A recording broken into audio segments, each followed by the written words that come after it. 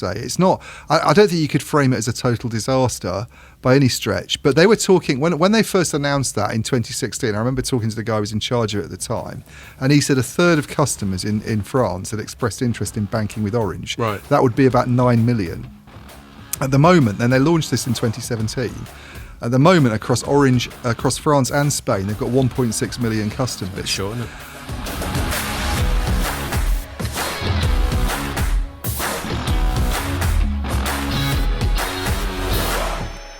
Hello and welcome to another Telecoms.com podcast. No guest this week. We were on a bit of a run, weren't we? We were. It's all come crashing to... like sort of September was just guest month.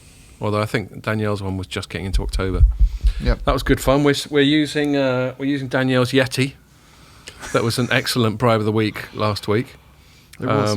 And so we had a bit of a backlog of beers because the week before Elena bought a bunch of these gamma rays in, and we'd already bought our own. You're still getting through the punk that we bought. Who bought before. the punk IPAs? I think that's just us. That's Right. our staple, isn't it? From Co-op, they've always got a little 4-box of punks. Yeah.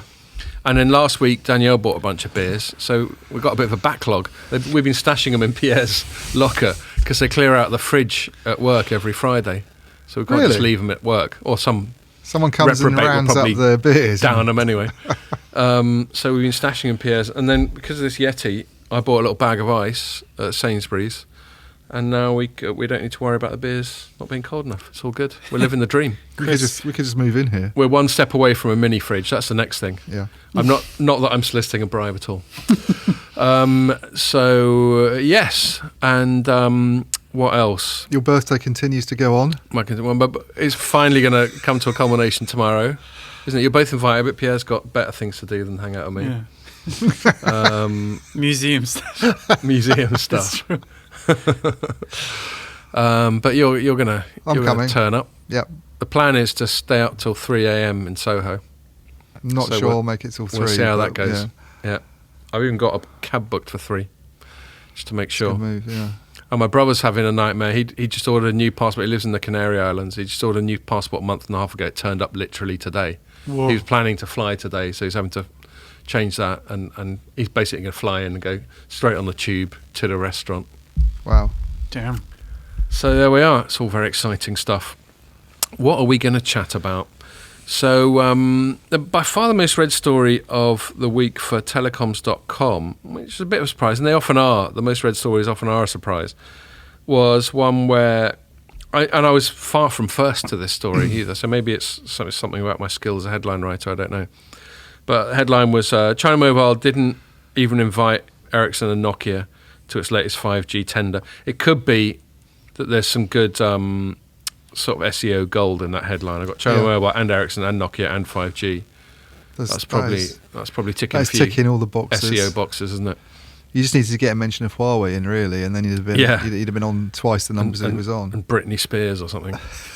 I wonder who's this year's Britney Spears. There was a time when... Is it possible to get Britney Spears and Huawei into the same headline? I think so. I reckon... Maybe, because she's just had this thing with her dad, hasn't She has, yeah. Maybe they've handed over control of her life to Huawei. Can you imagine that? The Huawei conservatorship. Yeah. Not an obvious Venn diagram overlap there. No. So I think it's a challenge you should rise to. We start doing that. We'll start getting bored with our jobs and just putting really implausible headlines together. I'm just wondering, like Britney Spears was SEO gold like 20 years ago or something. That's more like Kim Kardashian, isn't it? Or something. Billie That's Eilish. probably 5 years ago. Yeah, but I was Billie thinking Eilish. because Lady Gaga was for a bit, but she's a bit old news. So's Kim Kardashian. She's old news. She's had that photo of her balancing a glass on her arse that broke Has the she? internet. Yeah. When did that come out? That was a few years 4 ago. years ago? Yeah. Billie Eilish maybe, just some super duper pop Like star. the hottest female singer, probably Billie Eilish. I'll tell you who's huge, who my daughter's a big fan of, was a Korean boy band called BTS. Yeah. Oh yeah, I've heard of them. That'll be SEO gold. I've seen that, yeah. Except she'd never forgive me if I BTS? Yeah, I don't know what it stands for. It's Sounds probably like something part Korean. of the Behind the telecom scene, network. Yeah. It does a bit. Base station transceiver or But something, it's, isn't that? it's sort of 7 really cute young Korean blokes with floppy hair. You know what boy bands are like. Okay. Anyway, so we're not going to talk about any of them, but we are going to talk about China Mobile not even inviting Ericsson and Nokia to its latest tender, because that got loads of reads on Telecoms.com. It's a bit rude, isn't it? What is? Not even inviting them. I know. They could at least, I don't know. Actually, I think, well, we'll get into it. I actually think it's better that I'd rather they didn't put up the pretense rather than they invited and gave them 1% of the gig. And then we managed to get out of the house this week on Tuesday, wasn't it? We went to Orange, had a sort of media/analyst European strategy day. Yeah. And we went to that, and we'll talk about what they had to say there. And there's some other sort of angles we can pick up on that. And then lastly, not so much in terms of reads, but stuff that's interested me this week, talking about Facebook again. They got two things going on. We both wrote about their outage they had, which was, I think, Monday night, which affected all of Facebook, all of Instagram, and all of WhatsApp, which just served to remind everyone how umbilically dependent we are on these. Yeah, and caused a lot of issues for some smaller companies. Exactly. And then there's also been some fun stuff with this supposed whistleblower coming out and saying how Facebook's horrid and it needs to stop being horrid. And I'm just deeply sceptical about the whole thing. So those are the things I think we're going to cover. And just to remind you that if you're watching on the site or on YouTube or on Facebook, you can also see it, listen to it on iTunes, SoundCloud, Spotify, and loads of other podcasting platforms. Okay. So yes, this, I've done my usual thing of not being organised because we were just talking random shit instead of doing our jobs properly. I'm going to get the story up, but basically, long and short of it, you'd already covered it. In fact, I linked. It wasn't you specifically, Ian, but Light Reading had covered it. I linked to a Light Reading story. It was a bit sketchy because a lot of news that comes out of China, you either can read the Chinese language, but even then, we know that the media in China is a different proposition to Western media. It's a lot more curated by the state. Yeah.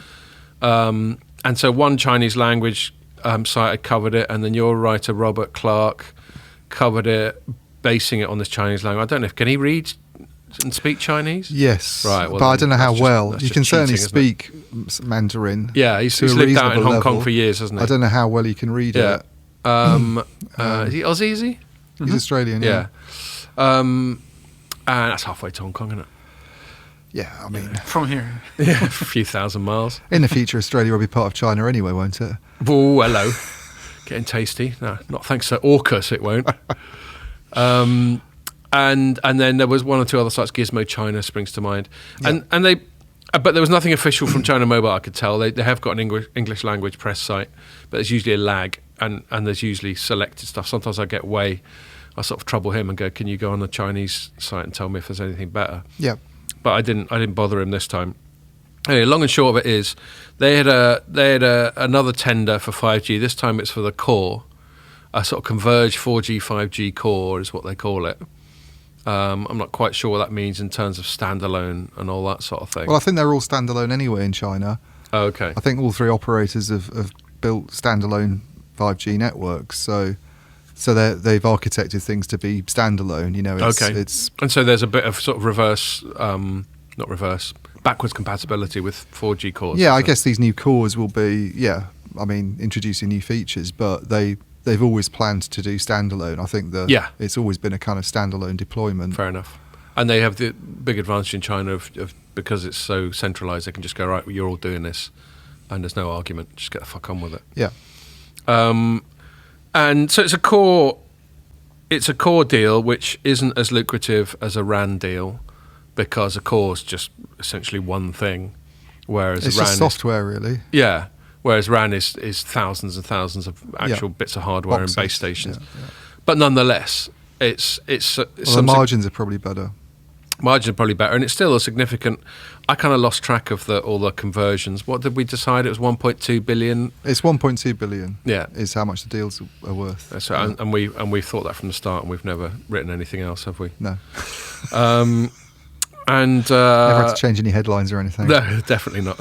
That'd be some other losers. Definitely not us.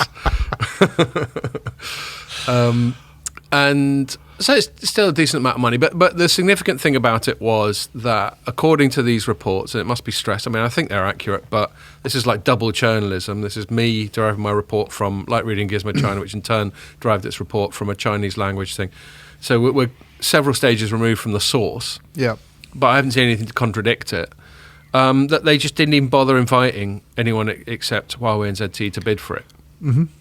So the significance for me, and I suspect the reason why the story got so many reads, is it just feels like we've taken one further step in what I call balkanization.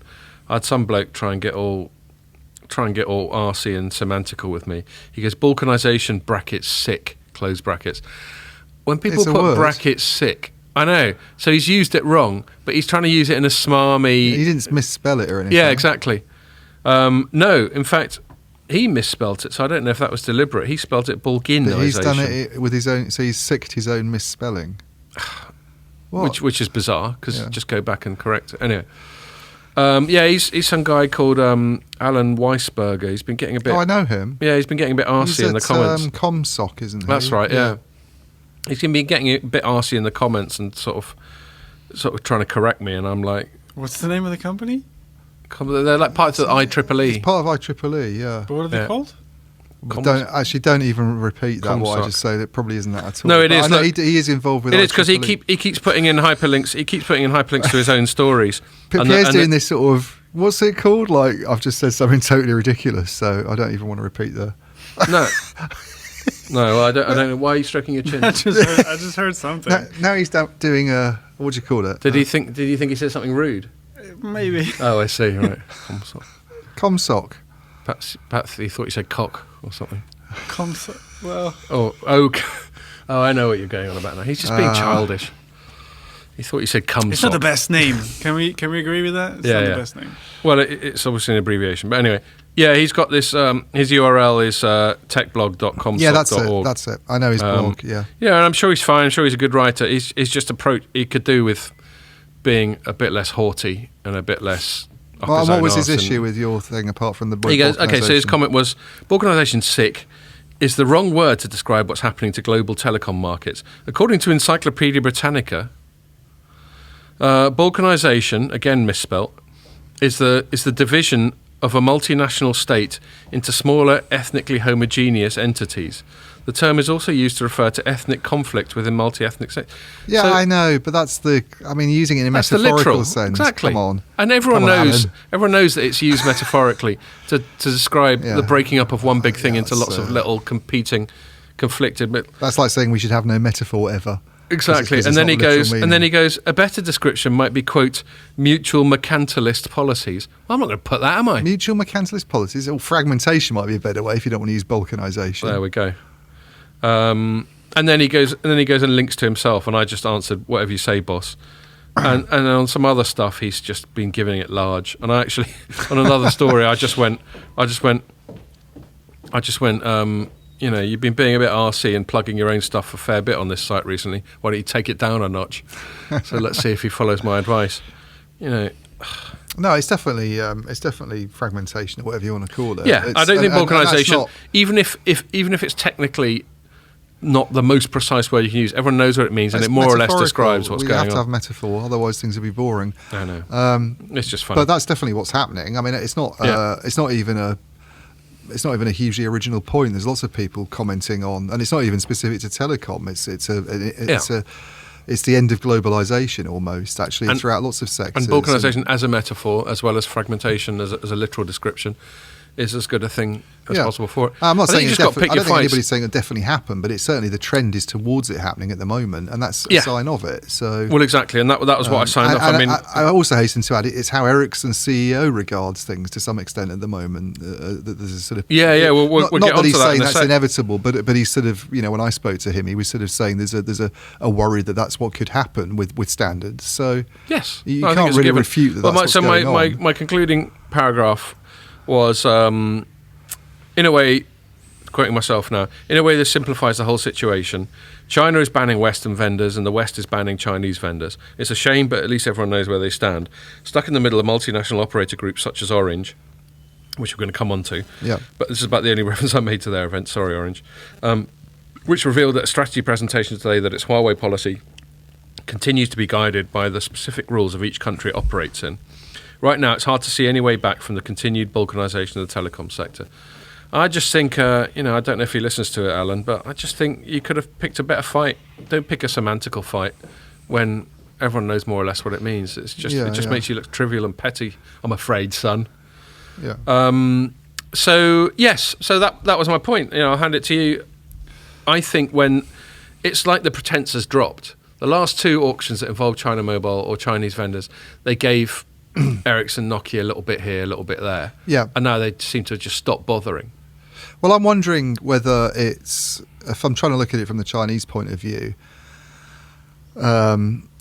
cutting Western vendors, non-Chinese vendors out of the core is maybe an easier or more natural thing for them to try to do than cutting them out of radio, because if you remember when the whole Huawei dispute was going on, the whole Huawei dispute in Europe was very much started off with the operators going, hang on a minute, we don't use them in the core, or we're getting rid of them in the core because that's a sensitive bit of the network where if you get some malicious actor in, they can take the whole network over, and they can put sort of dodgy software in there and mess things up for you in a big way. Exactly. Yeah. So that's the area where we definitely don't want Huawei, but having it in dumb radio units and stuff like that, where it's just basically where there are obvious firewalls between that radio unit and the core. you can shut one of the cells down, for instance, and take it out of service and deal with it, or they say they can anyway. Yeah. Well, that was what they tried to do, wasn't it? Just about a year and a half ago.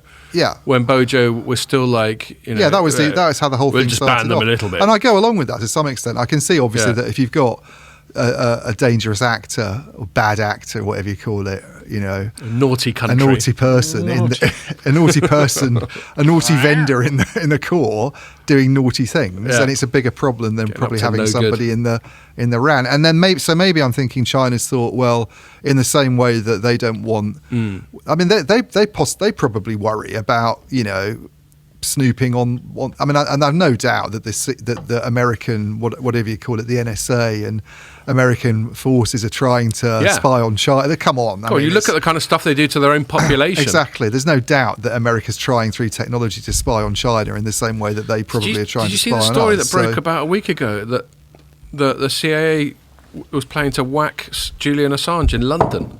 Really? Yeah. No. I know, because it got underreported. But it's a complete tangent. Wow. But you're talking about like intelligence agencies and security agencies.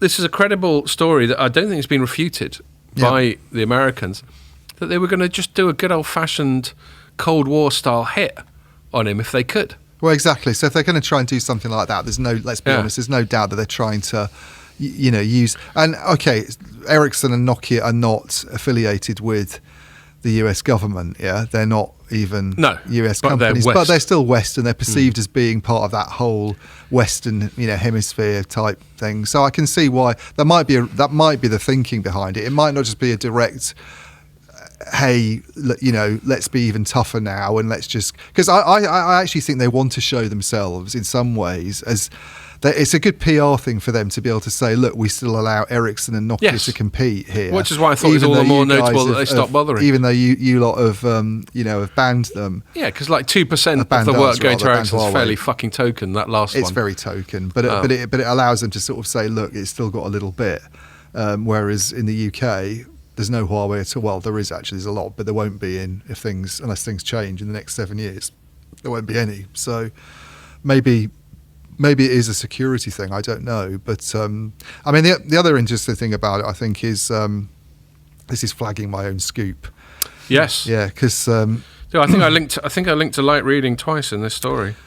People are going to think I never do any of my own work. Ericsson's having to downsize quite a lot in China. I mean, there was some reporting about this divestment of an R&D unit to a partner of theirs called Tieto Every a few weeks ago. And I think that employs about 600 people, but it's very much a transition of that from. I mean, they were very keen to sort of point out that there's been a lot of what they call misreporting on that, and that this divestment is at all connected to their problems that they're having in China and the fact that they've lost market share. They said it's totally unrelated. Right. The whole thing about Tieto Every is that it was very much focused on 2G, 3G, 4G technologies, and they want to cut investment there, basically, and focus more on other things. But what they have done, what they are doing between now and the end of the year is cutting several. I mean, they won't come out with a precise figure, but it's several hundred jobs in sales and delivery.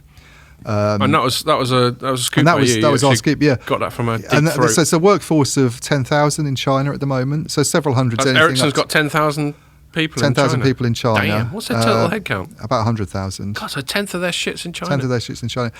So several hundreds, quite a big percentage. Several hundred jobs going. Yeah. You know, as I understand it, it's going to be somewhere like 500. I think is the. That's unconfirmed, but I've heard it's probably around that kind of level. So it's quite a big chunk of jobs, and the reason it's happening is that they used to have, well, they still do. They have these different customer units for each of the big operators. You know, one serving China Right. Mobile, one serving Unicom, and one serving Telecom. And what they're doing is basically pulling them all together. So might as well do is they're all doing what the Chinese state tells them at the moment anyway.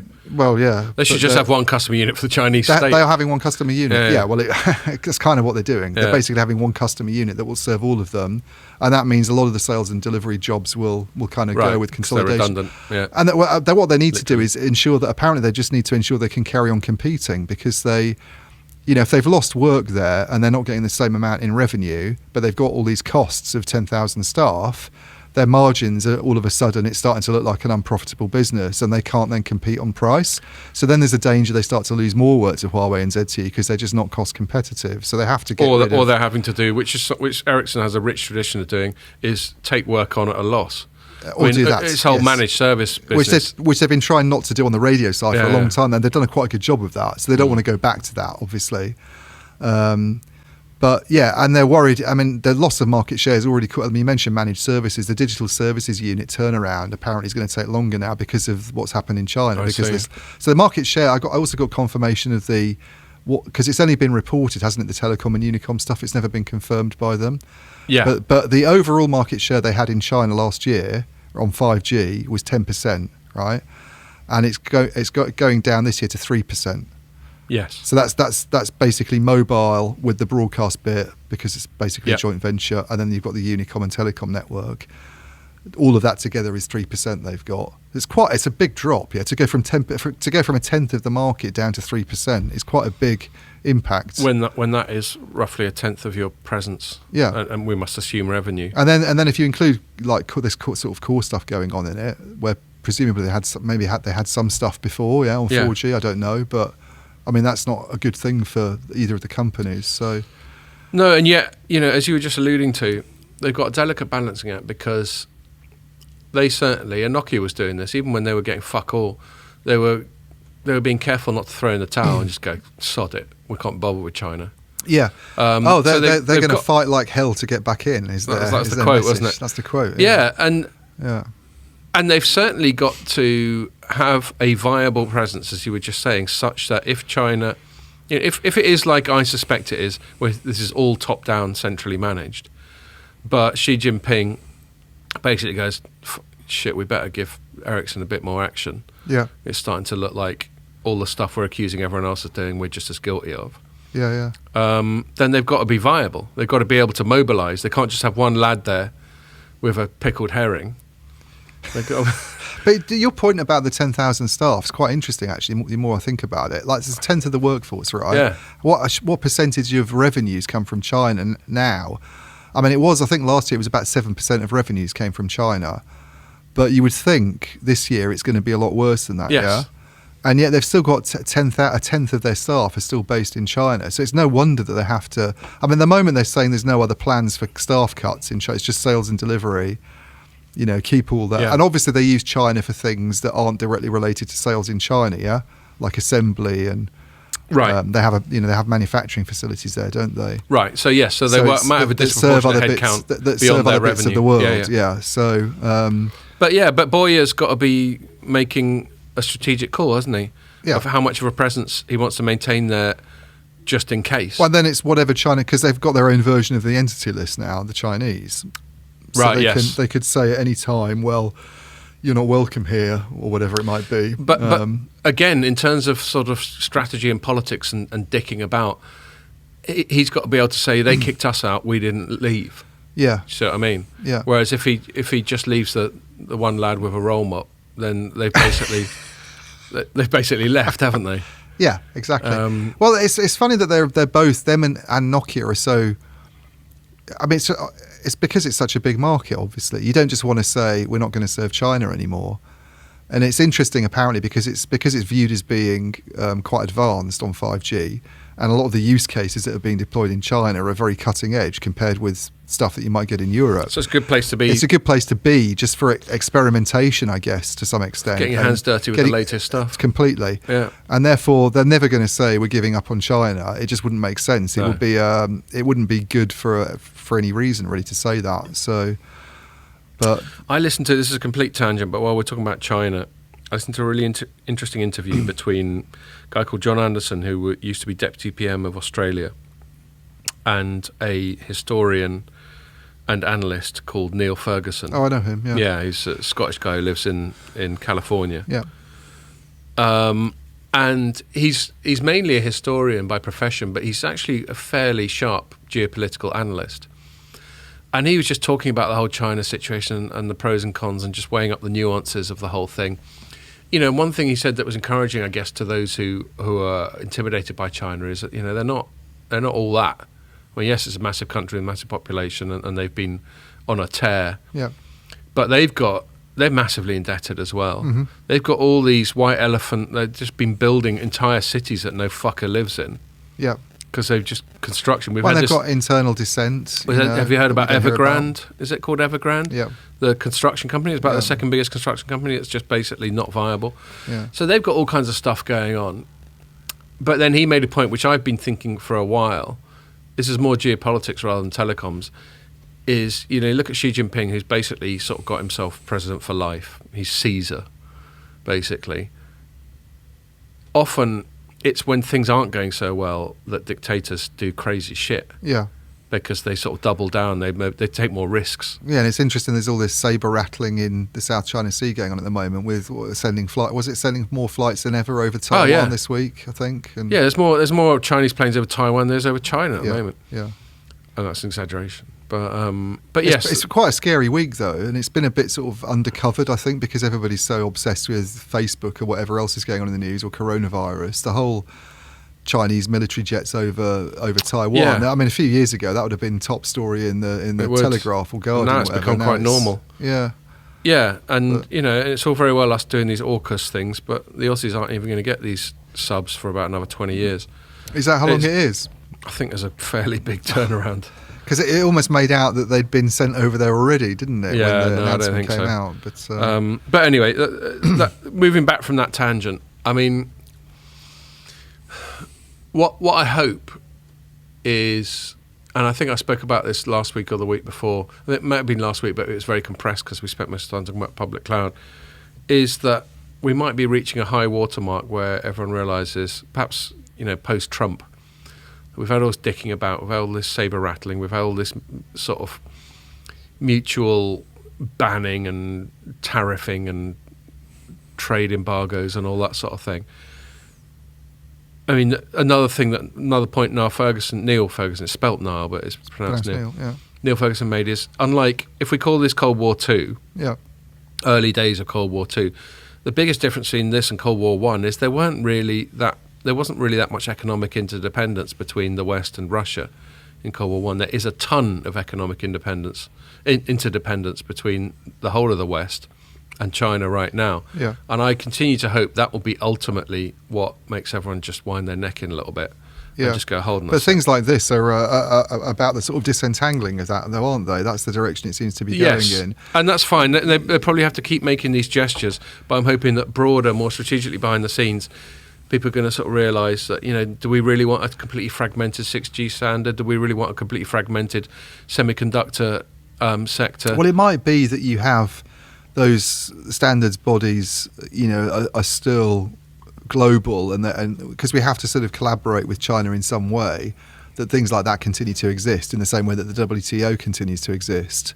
And you come up with common standards, but the equipment makers that win the work in China are Chinese, and the equipment makers that win the work in the West are. So we get now there's some money moving around because of royalties and things like that, but it's more. So we get a bit more nationalism, which actually plays politically quite well. I mean, I I think, I'm no expert on the US political scene, but I think probably the single biggest reason Trump won is because he played the economic nationalism card. Yeah. So it's quite popular.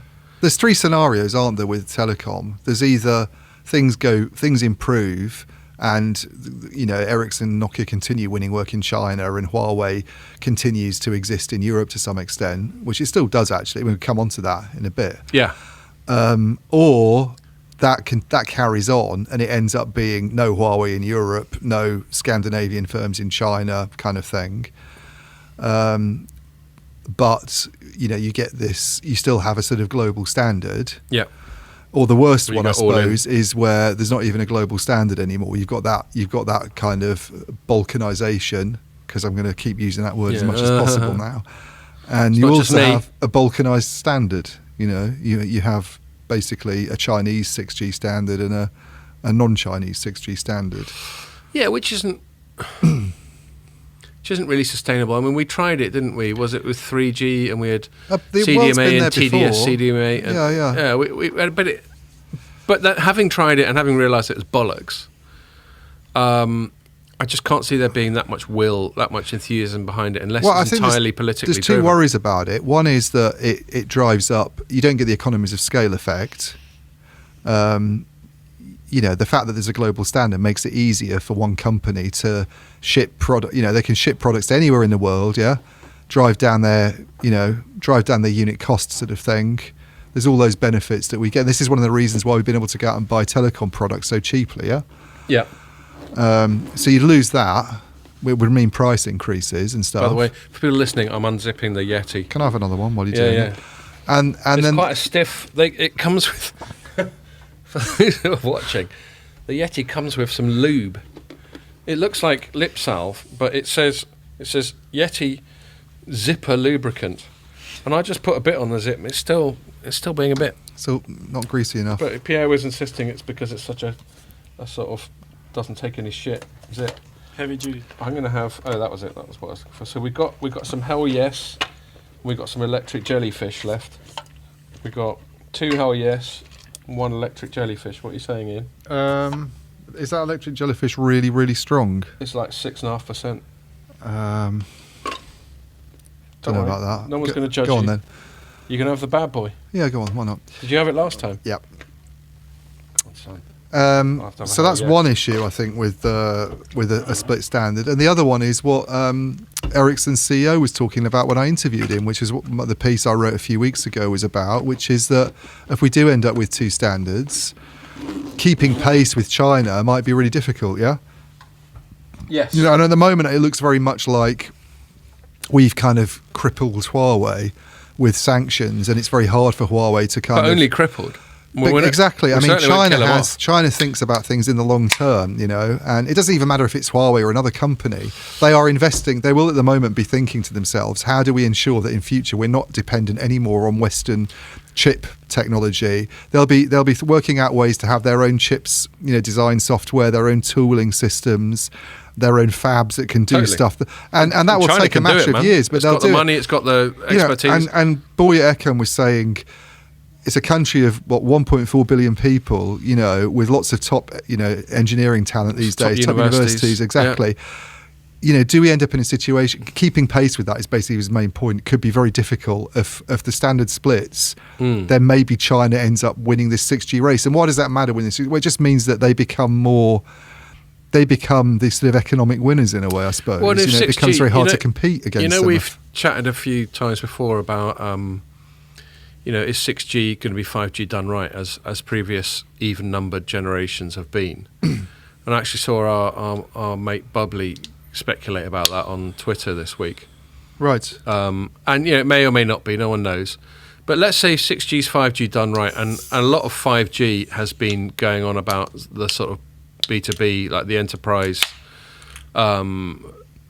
use of...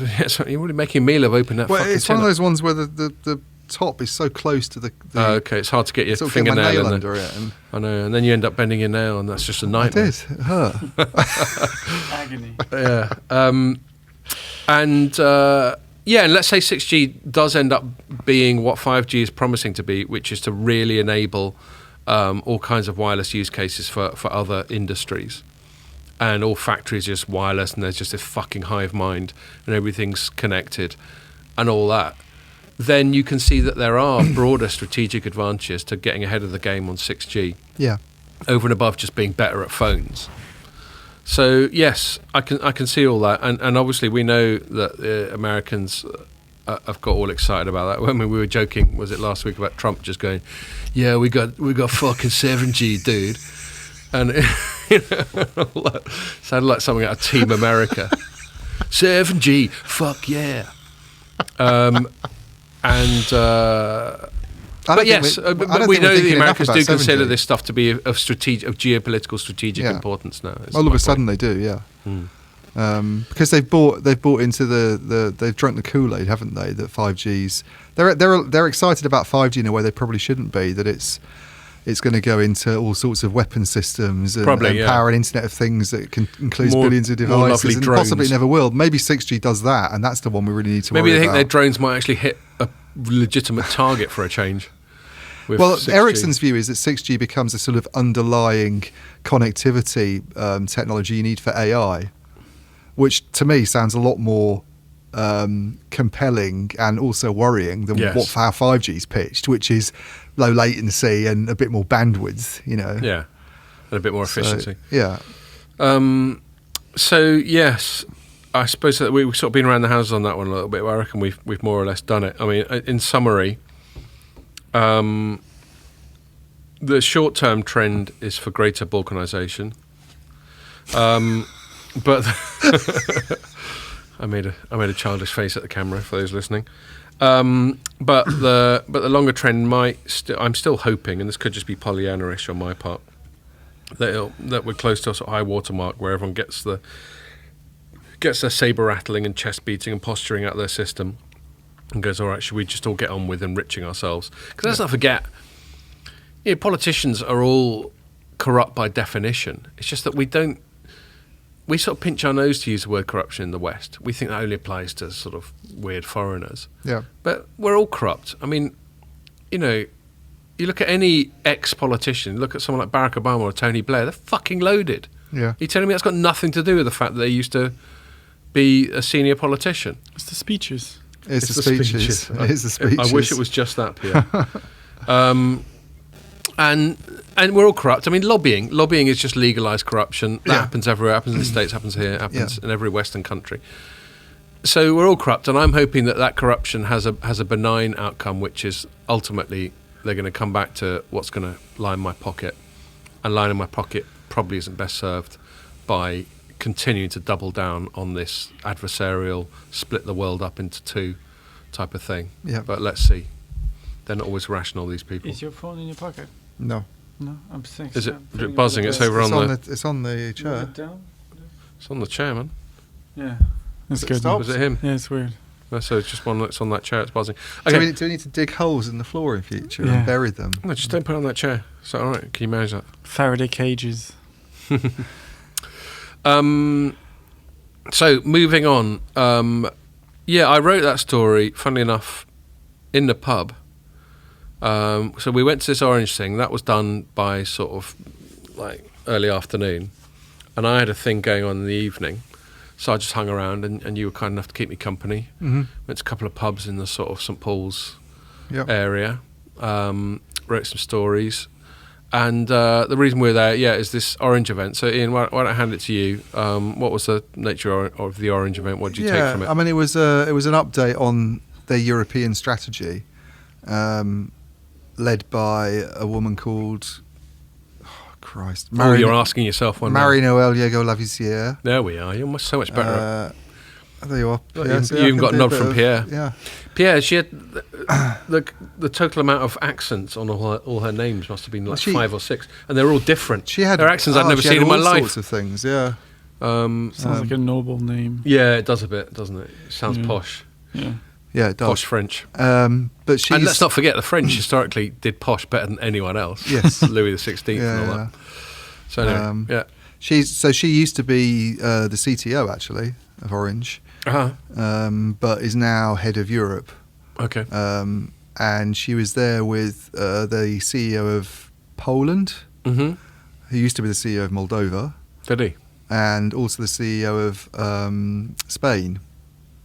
That was a different bloke, yeah. Yeah, so it's quite interesting because they're the two, as I understand it, they're the two biggest markets for Orange outside France. Right. And the whole purpose of the event was their European The strategy, whole, wasn't the whole purpose was a sort of update on the European strategy. I mean, I have to say, I thought it was short on news. You it? know, Was a if I'm bit. being I didn't write a critical, single story from it. It was very much a regurgitation of information that was already in the public Yeah. domain. And my other criticism would be, and I can entirely understand why they did this, because we've only just got back from coronavirus. It's very difficult to get executives time at that level. It's their first It's actually very good live event, wasn't it? to have any time at all with people at that level.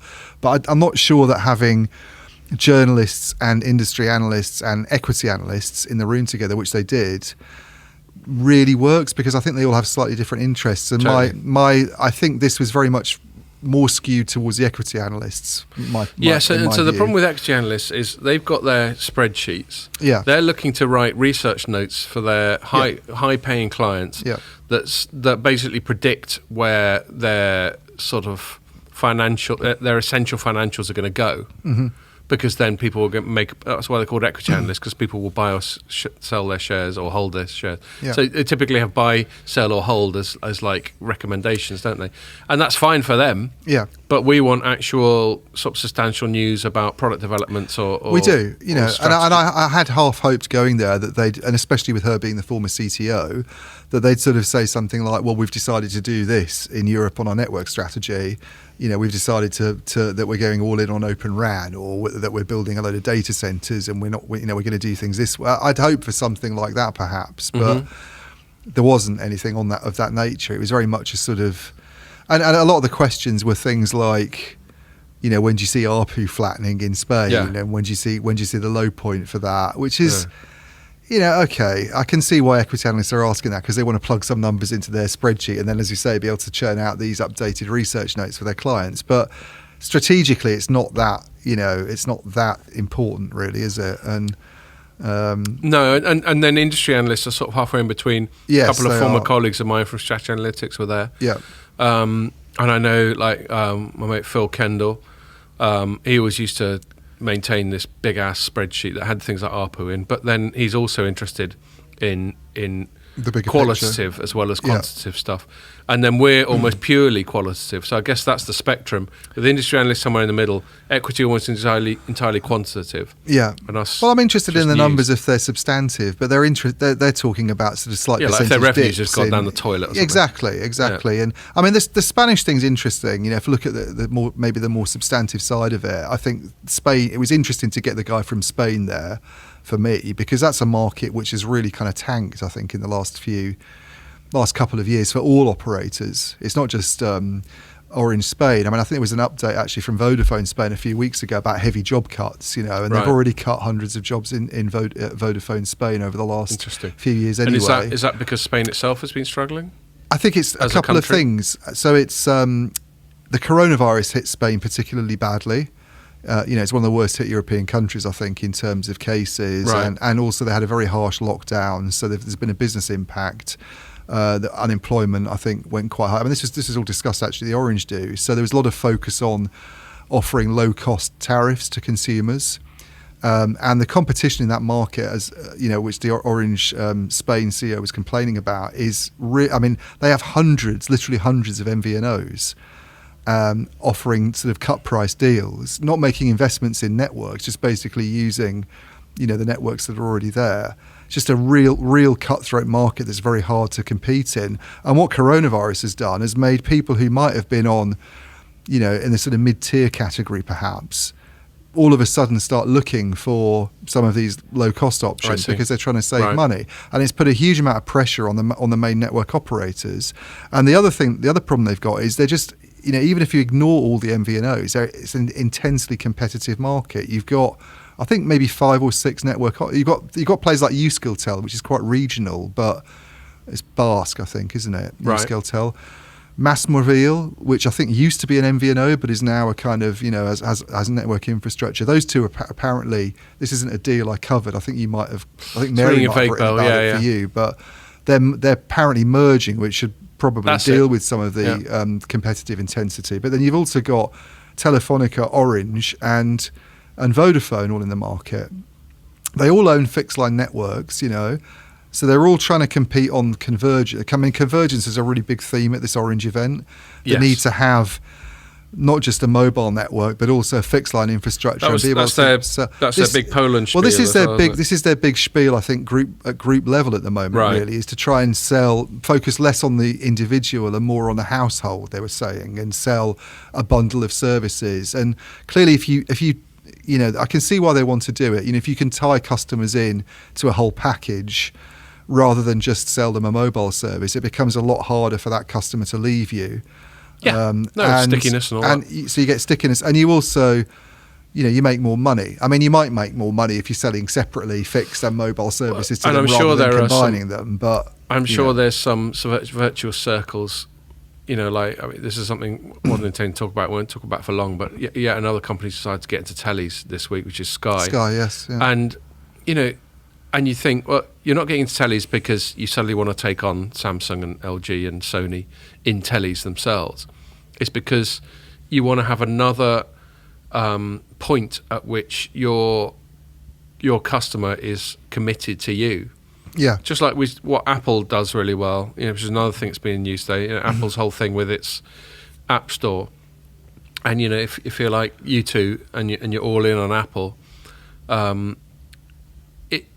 it sort of forces you to make other choices that are pro-Apple. I mean, you're not necessarily thinking pro-Apple, but you're going to get your shit through Apple channels. Completely. And I think they're all trying to do it, and Apple does it very well, and fair play to it, although I'm pleased to see so many antitrust organisations are starting to go, all right, Apple, I think we need to the Sky thing, which I think Jeff covered that for us in the States. That actually looks quite. I mean, I'm not a fan of Sky for lots of reasons, but that looks quite innovative to me, because aren't they talking? Unless I've misread it, and it was only yesterday at the time of doing this podcast, but they seem to be talking about selling TVs in the way that you sell smartphones, exactly, like on a monthly discount. Yeah, I mean, I actually wrote in my piece that I thought it was only on that basis, but then I saw some other coverage that did put a price on the tellies. Right. But yes, generally, I think they would prefer you. But it's a blow. It's a big blow to set-top box makers as well. Apparently, you don't need a set-top box that's the whole point at all. of it. You don't need satellite at all. Yep. It's a move away from these technologies. 100%. But so exactly, that's why I flagged it up. If you buy that Sky telly, you're even more all in on Sky than you might be already if you've just got a set-top box, but you can do it with whatever telly. Yeah. Because if you buy that telly, how often do people replace their TVs? It must be like once a decade or something. Yeah. So does that mean you're committed to Sky for a fucking decade if you buy their TV? But I looked at what I read of that announcement, and I thought this is really innovative. Whether Orange is doing, Orange hasn't got anything like that, and this is my concern about convergence, is that it just becomes another. Vodafone has got the same story, yeah. Deutsche Telekom's got the same story. It's not. You look at a market like Spain, where they all, as I say, all the companies own fixed and mobile networks. Now, it's not like there was a time when convergence, if you go back a few years, it was quite novel for a company to have a fixed and a mobile network. That it was actually the incumbents that were really in that position. They had a big advantage. That's why in convergence the market. was a big deal. It was a big deal then. It's like EE in the UK. And we used to talk about triple play and quad play and multiplay. Completely, yeah. And you had BT's move for EE was largely based on the fact that if they had a mobile network as well, and they could lock people into a fixed and mobile deal and offer something that nobody else could, because they only owned mobile networks, apart from Virgin, which didn't own a mobile network but had a fixed one. You've got a big advantage in the market, but that's not the case in Spain anymore. So I wonder how much.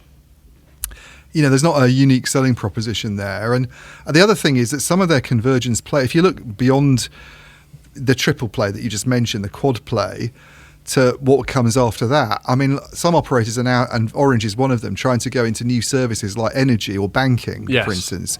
Banking is a big thing for Orange. The Orange Bank thing, which interestingly, you would have thought that would be mentioned at a strategy event about Europe, didn't receive. I think the word bank wasn't even mentioned, and yet that has been their big play over the last few years, and it hasn't actually gone very well for them, I have to say. It's not. I don't think you could frame it as a total disaster by any stretch. But they were talking when they first announced that in 2016. I remember talking to the guy who was in charge of it at the time, and he said a third of customers in France had expressed interest in banking with Orange. Right. That would be about 9 million.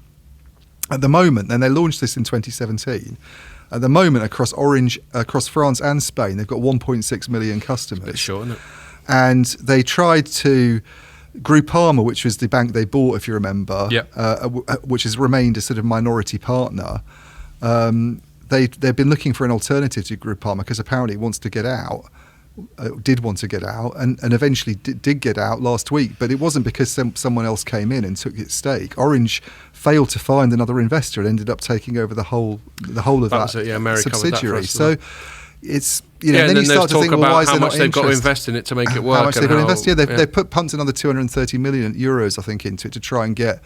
To try and sort of G up. I mean, there are some positive indicators. That things seem to be turning around a bit, but it's not been this staggering success story that they hoped it would be. And I just wonder the thing for me about convergence is, again, it comes back to these old ironies for me. It's like Open RAN, and operators worry about being overly dependent on suppliers and getting everything from them, and you're locked into one company. Well, why should a consumer feel any different?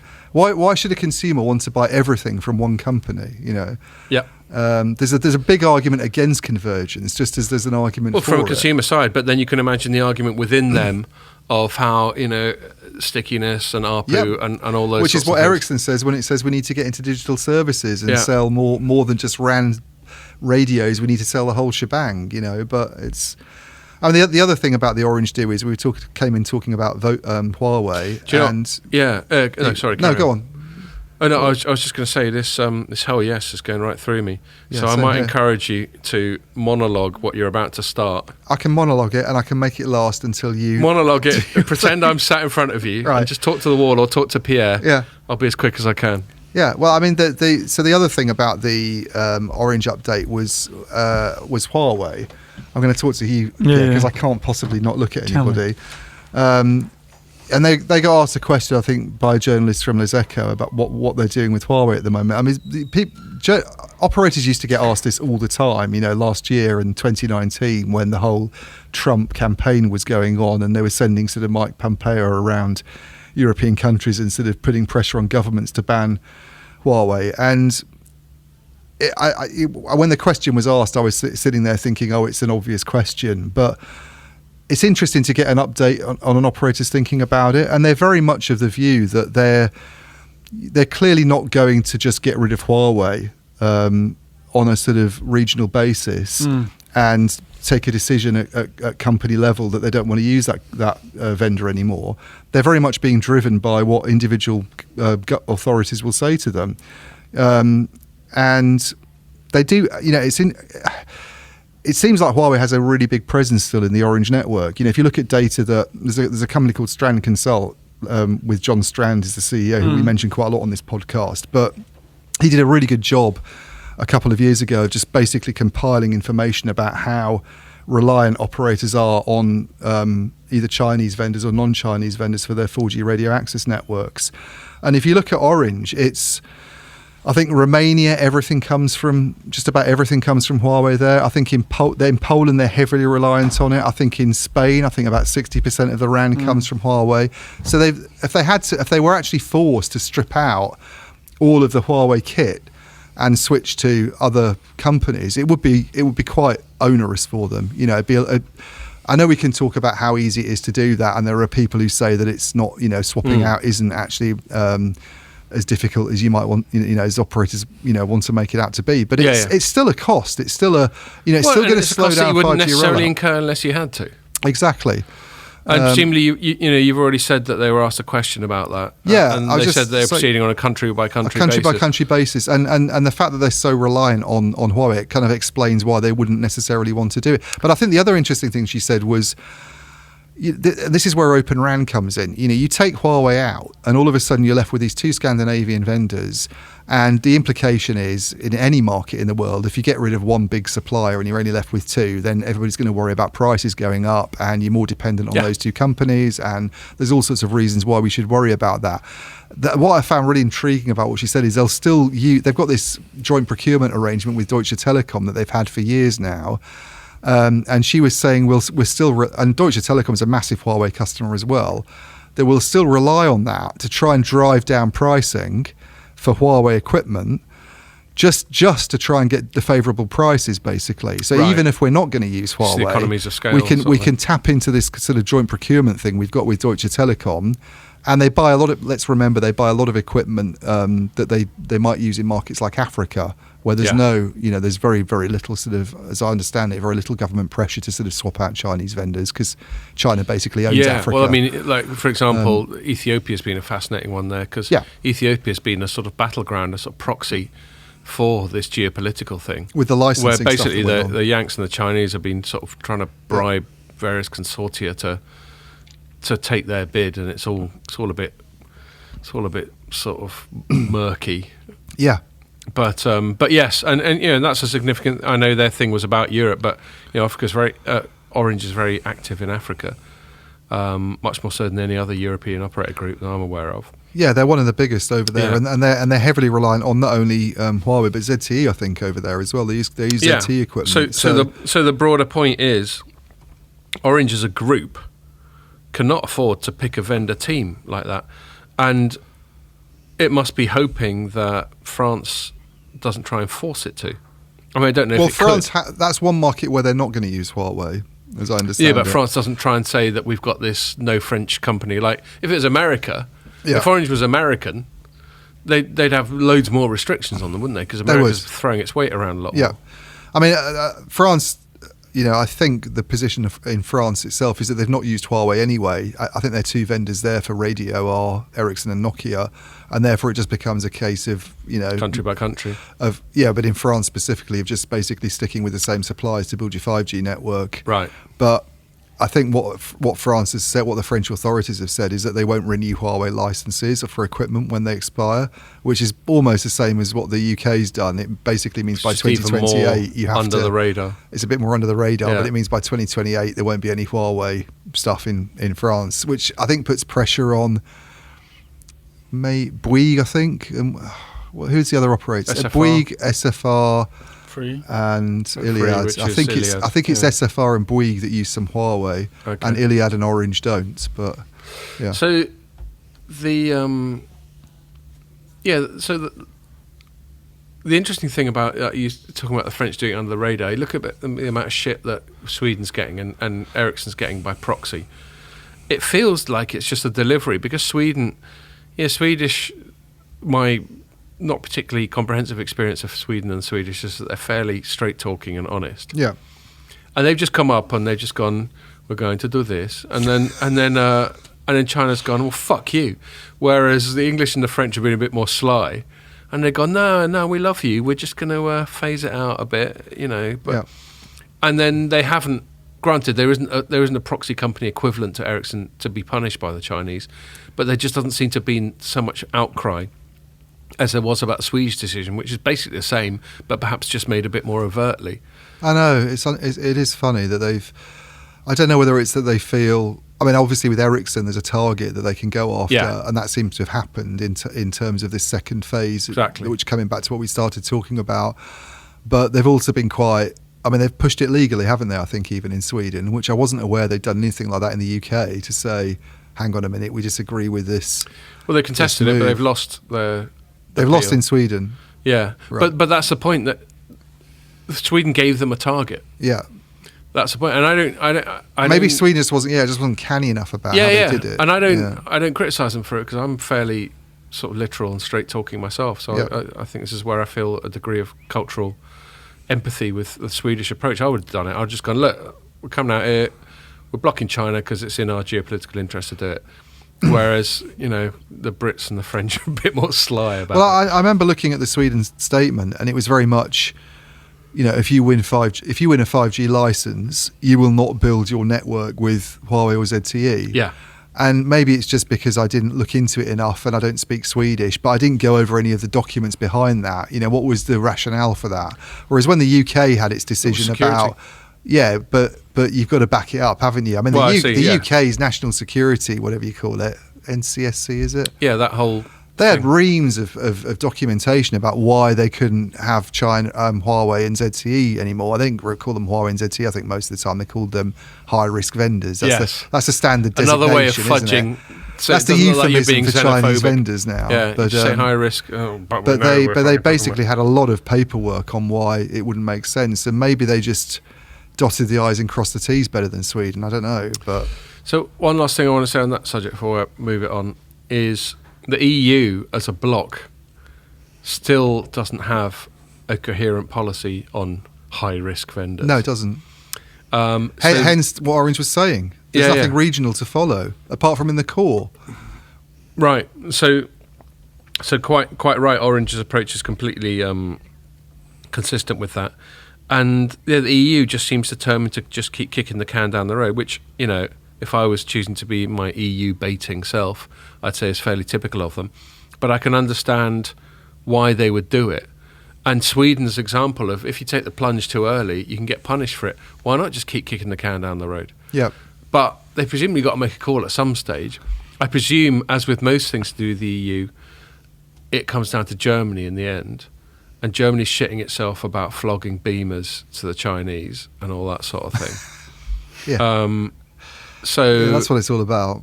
So there is a sort of economic interdependence. I bet you, I wouldn't be surprised if China was Germany's biggest single export market. It's one of the biggest exports. I looked at this a couple of years ago, or last year even, and it was right up there at the top. Exactly. But the thing about the Germans is I think they've got to realise that all those beamer sales to China, that's not going to last. China wants to have you look at its car sector at the moment, for instance, companies like Geely or whatever, I don't know how it's pronounced, but they're trying to compete in that market and sure be just as producing decent motors and produce the sort of stuff that will compete against German automobiles. And we've seen what happened with Huawei or even Chinese smartphones, and how easy it is to persuade Chinese consumers to go out and buy Chinese rather than buying from other parts of the world. But owning an iPhone is still a status symbol in China. In China, okay. I mean, this is a thing. Back to the Neil Ferguson thing I was alluding to earlier. One of the things he pointed out is the real problem that China's got with its sort of upper middle class, the sort of urban affluent people. I don't want to overgeneralize, but I think they quite like their brands. Yeah. And their luxury goods. So France and Italy, for example, are probably the two world leaders on luxury goods. You've got LVMH, I think Louis Vuitton Moet Hennessy, which is the biggest luxury good thing, which is a French company. And you got Italians, you got Gucci and Prada and all that kind of shit. From what I gather, these sort of affluent urban middle class Chinese are just they love all that, hoovering that shit up. Well, this is the same reason. And you can't supplant it. You can't just have a Chinese equivalent of Prada. That's not how luxury brands work, is it? Yeah, that's true. And probably Beamers fall into that category to some extent as well. So maybe I'm being unfair, but no, I think your point's correct. I think they could eat into it, but there's always going to be some kind of demand for international shiny brands. Yep. That's all. Okay, we're about an hour in, so we'll move on to the last fella. Facebook. So there's a couple of stories to do with Facebook. I might start, as you've been doing a fair bit of talking, in part because I had to bail for 5 minutes. I might start with the stuff that interests me about Facebook, which, surprise, is to do with things like social media censorship and all that sort of thing. It's just been a quite intriguing story that's come out this week. There's this whistleblower, in inverted commas, a woman called Frances Haugen. And I'd written some stories in previous weeks. The Wall Street Journal had these leaks from some anonymous insider saying how Facebook's shit at this, that and the other. I think we spoke about it at the end of last week. about how, the long and short of it is Facebook could be doing a lot more to protect people, and it's just a horrible profit-seeking company. She was a product manager or something. Yeah? That's right. And when people start pointing the finger and saying, "Oh, all they care about is profits," I'm just like, "Oh, well done." Yeah. I'm not saying it's good. I'm not saying I condone it, but company seeks profits. Shock. Yeah. I mean, a lot of her stuff I thought was incredibly naive. Well, I think deliberately so. Yeah. And then some stuff. So there was that, and there's no doubt. I've got teenage kids. I've got a mid-teen daughter who is probably, if I let her on the wrong social media sites, could be really heavily influenced by it. Yeah. And I think we can all agree that the way these algorithms probably work in places like YouTube and Facebook and Twitter probably drive us more towards conflict and aggro than they do. They do, but a lot of the stuff that she said was quite selective. Apparently, stuff about Instagram making some teens feel less confident or worse about themselves. But apparently, it makes a lot of other teens feel a lot better about themselves, and that was never mentioned. She sort of ignored that bit of data, kind of thing. Very much so. I think it was all selective, and that leads me to my story that I wrote a couple of days ago, where the headline was Facebook whistleblower in quotes did it a favour by breaking cover. So this whistleblower, we didn't know who she was when the Wall Street Journal stuff was coming out, and it looked quite damaging. And remember, in fact, 2 weeks ago when we had Elena on, we were talking about Nick Clegg's shit response to it. Yeah. Well, now she's come out, and one of the reasons I think she's done them a favour, firstly, she seems to have an agenda, as you were just alluding to. Secondly, there's been this cascade of establishment embrace of her whistleblowing. Yeah. Which we don't necessarily associate with whistleblowers such as Julian Assange and Edward Snowden. No, they all love it because they've all got it in for Facebook. Yeah, so she's been in Wall Street, but I don't think it's just that they got it in for Facebook. I actually think it's actively political. So she's been in Wall Street Journal, then suddenly she goes on CBS, one of the major broadcasters in the States, and does this very produced, very softball interview on a program called 60 Minutes. Whether or not it lasted that long, I don't know. And then immediately after that, she's in front of a Senate Commerce Committee. Yeah. And so she's gone from being this anonymous whistleblower to appearing in what is the US Houses of Parliament in the space of a week. It just all feels incredibly choreographed. It does. And there was another little tweet from some guy called Drew Holden. I don't know what he's known for, but he's got a blue check, which is like verified. And he goes, trying to remember the last time a whistleblower went public with a PR firm, press email contact, full legal team, and Senate appearance. And then there's another little tweet I've got further down from some bloke called Lionel, who's got a couple of American flags. And he goes, interesting. And he's got a screenshot of Frances Haugen, and she's got a blue check, which means that you're verified. And some people spend years not getting verified by Twitter. It's a real status symbol for some people. Yeah. I'm certainly not verified, but I've never tried to be, and I've only got about 1,000 followers, so why should they give a shit? But this woman joined in October 2021, i.e. in the last week, and she's already fucking verified. So you just got all this cascade of establishment embrace of her. Yeah. That says to me that, this is a very choreographed thing. Yeah, on a very tenuous. I mean, I just thought all of her stuff was bullshit. To be honest with you, I have to be honest. Well, I mean, I'm no friend of of big US tech. I've got all sorts of concerns about them. But the sort of thing she was bringing up, that, I mean, do you think that Nike doesn't have internal documents saying, if we target these teens, they're more receptive to this type of thing, and and all sorts of stuff that makes them look very It's just all marketing. If we sponsor a prominent basketball player, more teens are going to buy our shoes. Exactly. And then you could put that in a way. You could have some whistleblower who comes out of Nike and goes, guess what? They're trying to rip off teens by selling them 80 quid shoes. And they what just they care do about money. Yeah, they only care about money, and they're getting Roger Federer to sponsor it as well to make it look even more attractive. Yeah. And they're manipulating youngsters. They don't care and about their parents. Morals. I mean, that was the nature of her complaints to me. It seemed all very sophomoric and juvenile. It was almost like the other big not whistleblowing, but that sort of scoopy, leaky stuff that happened this week. Was that, well, maybe it was even last week, that Pandora Papers stuff? Yeah. The US... Rich people dodge taxes and have big homes. Yeah. Really? Shocking. Bloody hell. Another I thing never the guessed that Pandora they would try and do Papers, that. The Pandora Papers. Well, another thing I mean- cracks me I up when they mean- use terms like papers. Basically, the whole journalistic world is still stuck in the early 70s. So basically, something's either going to be Couldn't say something emails. papers. The Yeah, report. papers sounds more like ominous, doesn't Well, it? because like there's Panama Papers. shuffling stuff around. Yeah, but back it's because rooms Panama and- Papers. Daniel Ellsberg. Yeah, He came out with these. well, that's the whole Vietnam stuff. Exactly, Yeah, all yeah, the stuff yeah. about how Yeah. the American government been lying to its people about Yes. Vietnam. Those are called the Panama Papers. And then immediately after that, we had Watergate.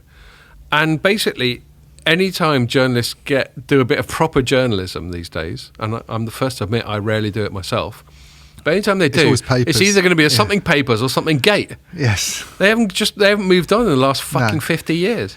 And these papers, like the Facebook revelations, to be honest with you, they're not big. No. They've been inflated by an establishment that wants to sort of lean on Facebook basically and find it error. And what they should really be concerned about, if they want to be worried about Facebook, is the stuff that we also wrote about this week, which is the big Expand on big that. the big outage that happened this week. Which I think was. No one really knows still what caused it, but Facebook No, basically it's a went bit down. spookily coincidence with this other It stuff. was. You So wonder there's a whether there was suggestion something that weird it could have going been foul play, but it basically went down for 6 or 7 hours, which is a really long outage. I mean, and you this think is the that whole of Facebook and the whole of Facebook all its other shit. and WhatsApp and Instagram were offline in most of the world apparently. Yeah, was for me. I mean, I wasn't using them when it happened, so I can never check, but because it was sort of overnightish a bit in the UK. Oh, in the evening, I But, certainly couldn't get onto Facebook for a few hours. But it was a 6 or 7 hour outage, which is really long. If you think about the ones that have happened recently with that were caused by Akamai and Fastly that affected a few websites like the BBC and the Guardian and such like, they were resolved, I think, within an hour. Whereas this one went down for 6 or 7 hours and was caused by. It looked like it was either foul play or somebody cocking up internally, basically, with some kind of update. And I mean, I wrote about it and you wrote about it, and the gist of my story is very much tying into things that we've talked about before with big tech, which is, dependence on these big firms, basically. Ties back to the chat with Danielle last week as well.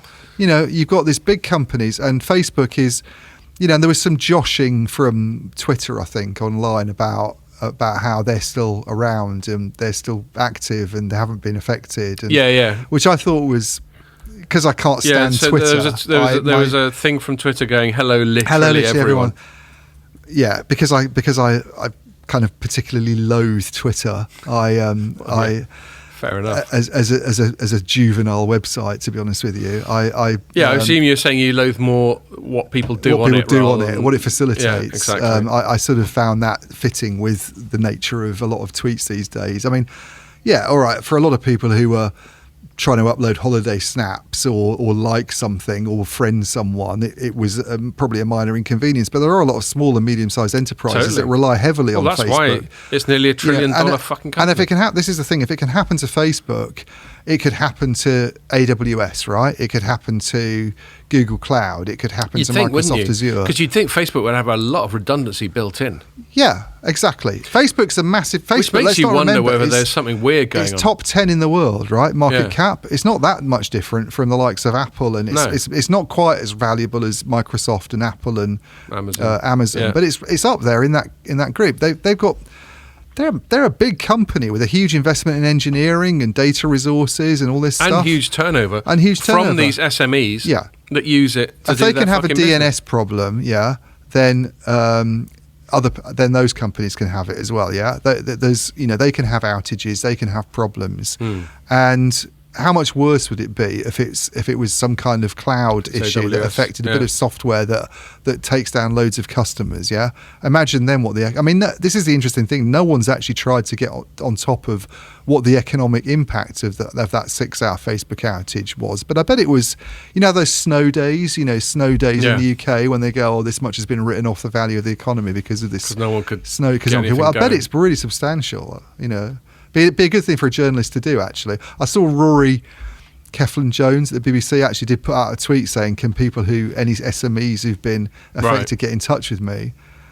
because I was still able. He said something like I was still able to sort of get access to some services, but I'd be interested to know how it affected you, which I thought was somewhat, at least signs of someone trying to dig into it a little bit, perhaps. But that's what regulators should be worried about, not bloody some product manager saying, oh, they cynically target teens. Well, so that's the thing. Back to the product manager. I completely agree with everything you said, by the way. But back to the product manager, I think one of the reasons politicians aren't doing it, firstly, it's hard because the genie's out of the bottle. Xi Jinping's doing a sort of trying to rein back in Chinese big tech, but that's mainly just so he can extort them for money, so he can chuck them at the electorate and make sure that he can stay in power forever. But what do you do now if you're, let's say you're America, which is basically calling the shots on this stuff. You're an American regulator, American politician, American antitrust, whatever. What do you do about them? Yeah. It's the same dilemma they faced with Microsoft back a couple of decades ago. Do you just split it up? And does that necessarily even achieve what you want to achieve? Yeah. And they didn't end up splitting up Microsoft. They did end up winding its neck in on a few little peripheral areas like browsers and bundling shit with Windows. Yeah. Which is fair enough. I mean, that's something. Well, I'm aware that I criticise a lot and don't have solutions, but I suppose looking at it from a telecom angle, looking at big tech from a telecom angle, and this is what we were talking about with Danielle last week, I just think that companies need to look at this in a more kind of rational way. If they're going to run around saying we don't want to be overly dependent on Ericsson because it's bad for us, if something goes wrong with Ericsson, we're completely screwed. Why isn't the same concern? I mean, there was this guy, I don't know if you saw it, Mike Dano, who covers things like Dish and stuff they do. There was some guy from Dish talking on stage at a conference this week who referred to Ericsson and Nokia as the Scandinavian mafia. And I tweeted a response to that and said, well, what does that make AWS then, the North American Yakuza? Because, why don't is hate Twitter that much. Well, it was only I would never have, it was only a response to some other tweet. I don't usually put my own tweets up, but just come piling in. But why is it okay for them to, either he's a bit of a dick, that guy at Dish, or he's a real amusing, he's having a bit of a laugh, just having a bit of a troll, Yeah.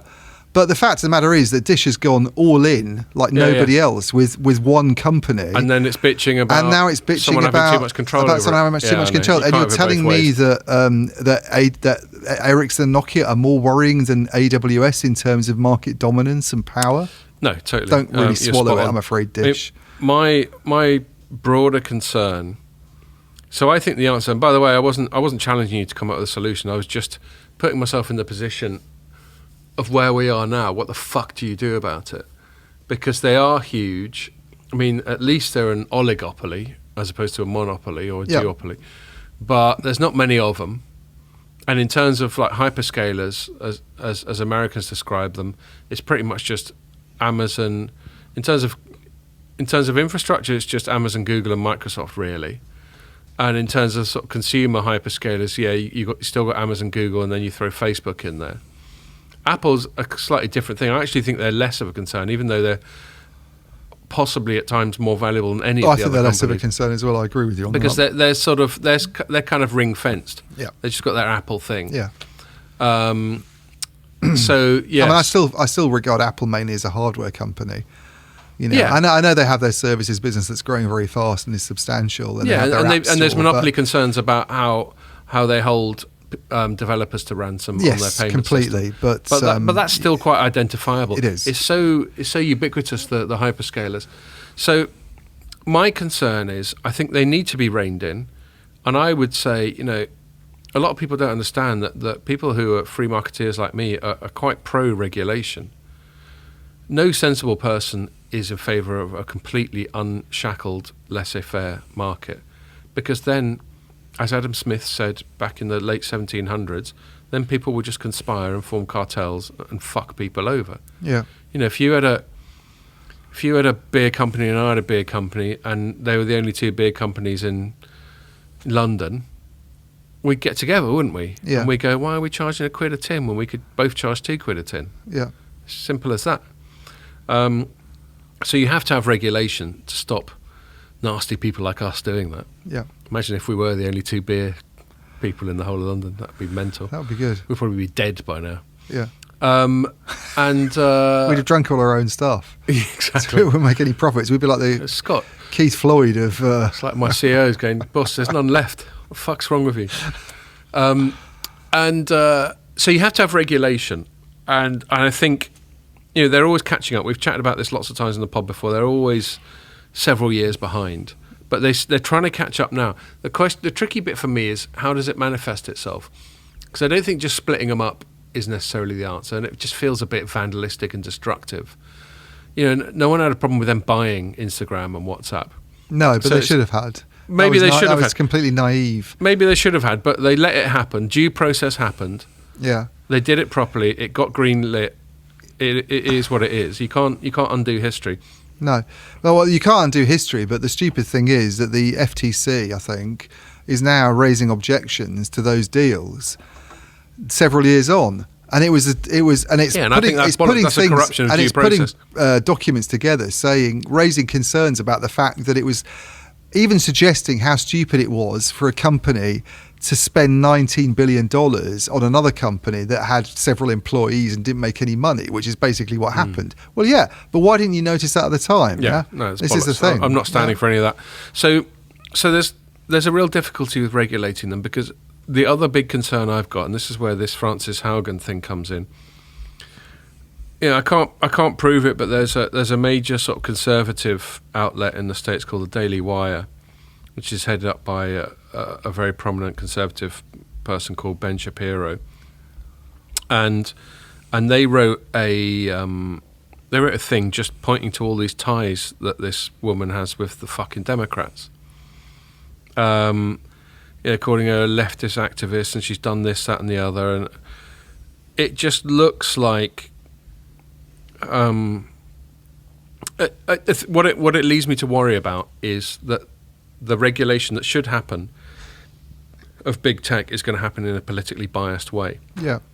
And they're going to basically say they're going to hold the sword of Damocles above their head of regulation, saying we'll split you up unless you play ball on our political agenda. And so that's where it gets really corrupted. And that's what worries me the most. We end up being like we always accuse China of being, where Alibaba or China Mobile or whatever basically does what the Communist Party tells them, or maybe even Huawei. I just don't think the West is that far away from that sort of thing. But it's just that we can see it playing out at an earlier level. Yeah. In China, it's a fait accompli because it's never really been a truly democratic, free country. Yeah. It's always been despotic to some extent there. Yeah.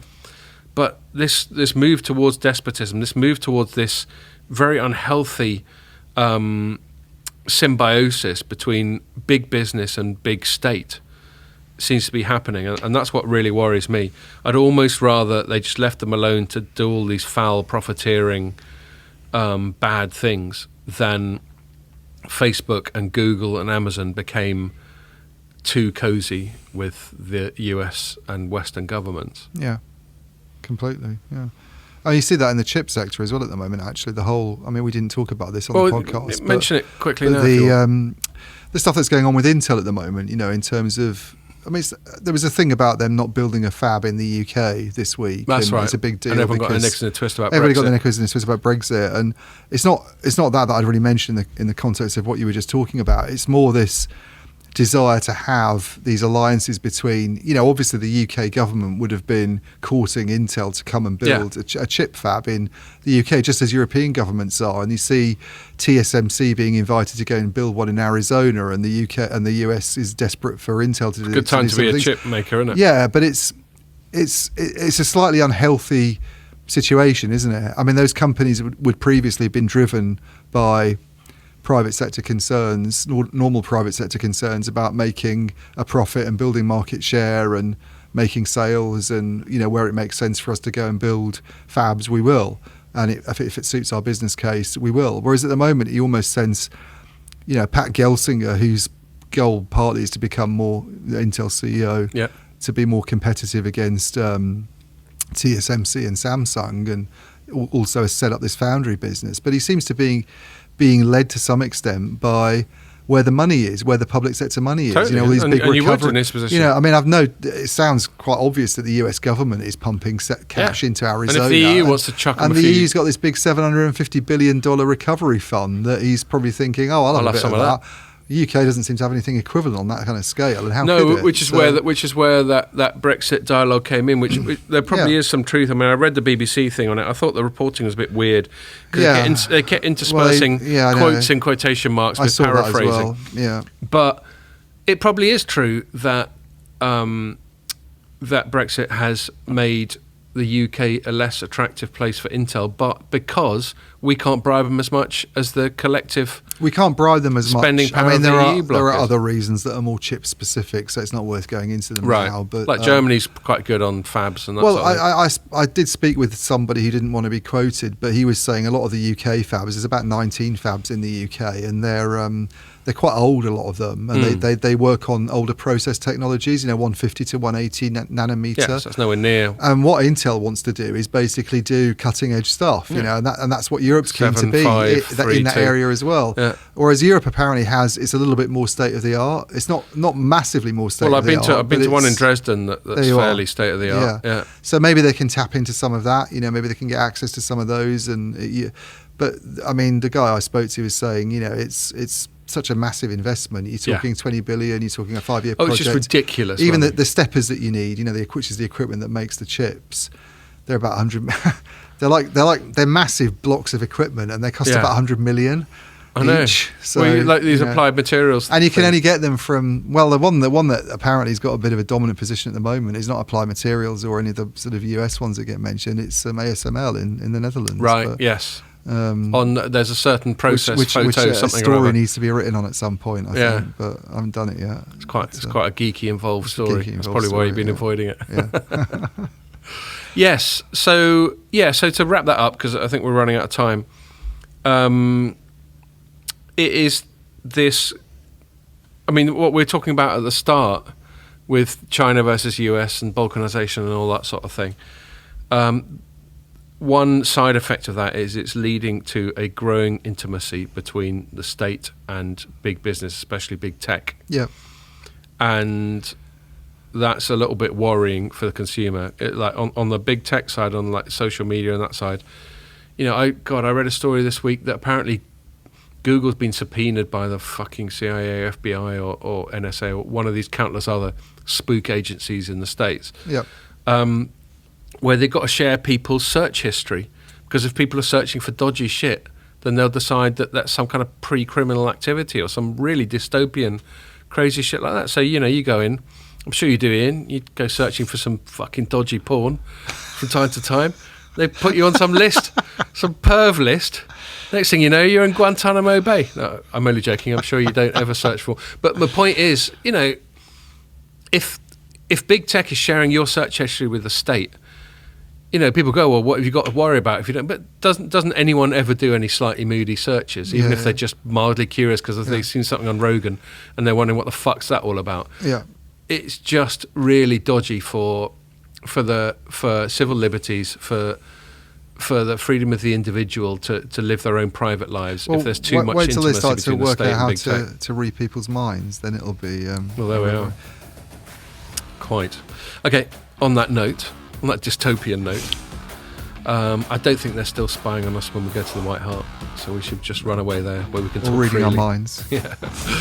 Okay. All right. Thanks a lot for joining us, and make sure you join us for the next one.